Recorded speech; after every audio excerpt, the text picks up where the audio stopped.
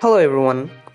While trying to implement a multiplayer system to my game Terratop, I learned about something called sockets.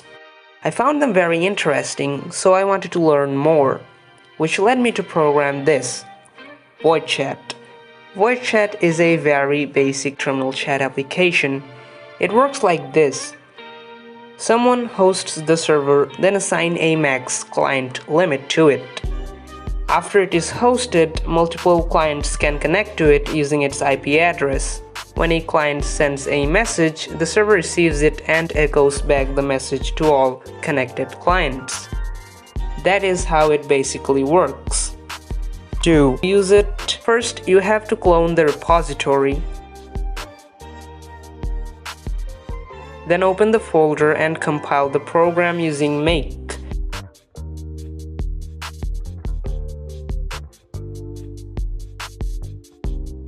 Then you can run the executable. There are many commands. You can use the /help command to see the list of all available commands. /host is for hosting a server, which will ask if you want to host globally or locally, and a maximum client limit. You can use the /connect command to connect to the server using the server IP address and providing an alias or username.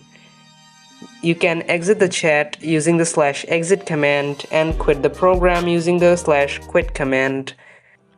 There are some intentional limitations, such as the maximum length of a message is 256 characters and there is no chat history. This was my first program using sockets, so there might be unsafe, unoptimized code, or it might be missing some features. So, it is open source, which means you can fix those bugs, implement or even suggest new features. And that's all for today's video. If you enjoyed it, please leave a like and subscribe. The link to the GitHub repository for this project can be found in the description. I'll see you in the next video. Till then, stay tuned.